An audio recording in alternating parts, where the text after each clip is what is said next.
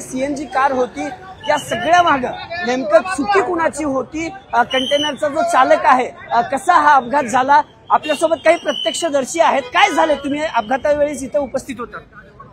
वरतून शिवापूरच्या बाजूने एक ट्रेलर येत होता, बहुधा त्यांचा ब्रेक फेल झालेला असावा त्या ट्रेलरचा, आणि तो येत असताना मागून एका ट्रेलरला फोर व्हीलरला त्याने धक्का दिला. आता ती जोरात धक्का दिला आणि त्या फोर व्हीलरच्या पुढे एक ट्रेलर होता, आणि त्या दोन गाड्यांच्या मध्ये ती फोर व्हीलर अडकली आणि त्याचा मोठा स्फोट झाला.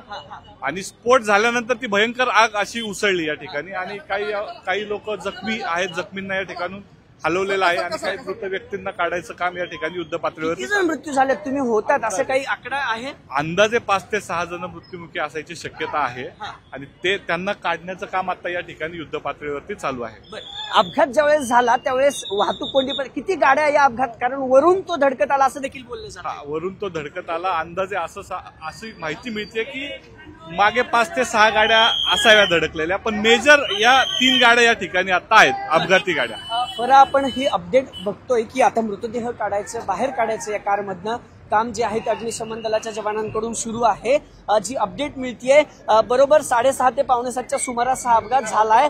आणि खरं तर साताऱ्याकडनं पुण्याला येणारा हा नवले ब्रिजचा जो मार्ग आहे, खेड शिवापूरकडून पुणे शहराला जोडणारा हा सगळा मार्ग आहे, आणि याच मार्गावर खरं तर कंटेनरचा ब्रेक फेल झाला होता फरा, आणि त्यानंतर हा अपघात झाला. आणि आता मृतदेह जे आहेत ते बाहेर काढण्याचं काम सुरू असलेलं पाहायला मिळते. फरा.